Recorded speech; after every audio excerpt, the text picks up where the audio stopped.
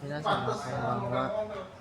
Perkenalkan, nama saya Muhammad Syarif, biasa dipanggil Syarif, dan sekarang saya ingin menjelaskan tentang uh, apa yang telah saya pelajari pada hari ini dari modul SSW pengolahan makanan. Jadi yang pertama saya belajar tentang hasapuno nana jinsoku desu. Jadi yang artinya 7 prinsip hasapu. Jadi 7 prinsip hasapu adalah yang pertama itu ada kigayo bunseki, yang artinya analisis faktor bahaya. Kemudian yang kedua ada juyo karite no kete atau penetapan standar manajemen, dan kemudian ketiga kanri kijun no sete atau menetapkan standar manajemen. Kemudian yang keempat itu ada kanshi no hoho no sete atau mengatur metode pemantauan. Kemudian yang kelima ada kaizen sochi no sete atau penetapan tindakan perbaikan. Dan kemudian yang keenam ada kensho hoho no sete atau mengatur metode verifikasi. Dan yang terakhir itu ada kiraku untuk pencatatan. Kemudian saya belajar tentang shoyo kanri to kanri kijun atau titik kendali kritis dan urutan manajemen, standar manajemen. Jadi yang pertama itu ada sterilisasi panas, kemudian naik motor ya, disebut aja pakai motor. Yang pertama itu ada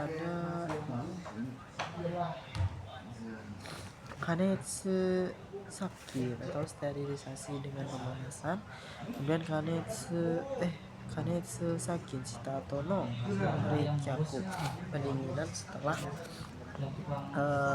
sterilisasi dengan pemanasan. Kemudian ada yakuzai niyoru sakin atau sterilisasi dengan bahan kimia.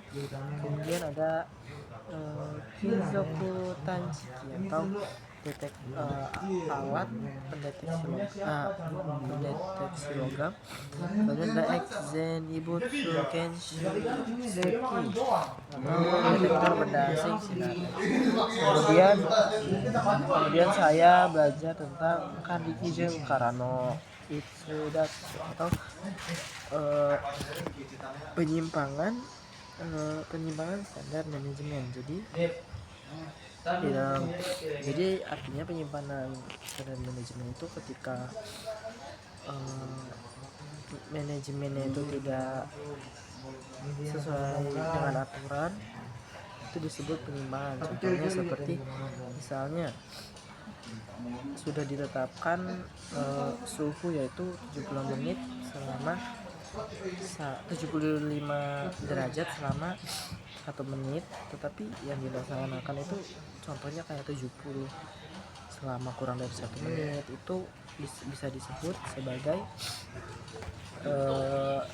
penyimpangan atau itsudatsu.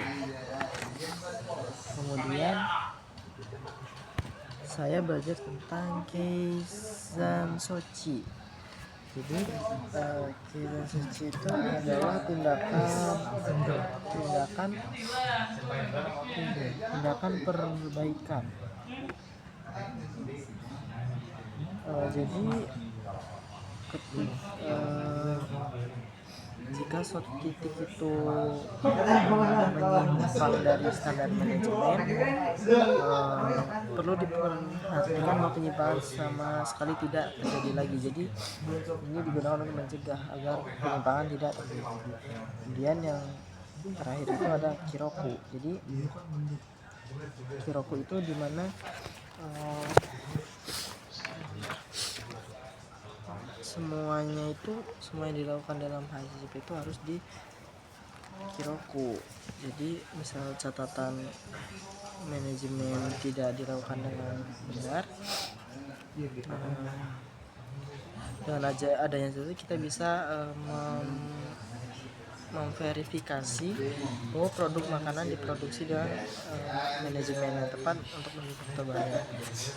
Terus untuk Kiroku itu kita bisa mengecek kapan, siapa, dan cara ini bisa mengeceknya. Hai,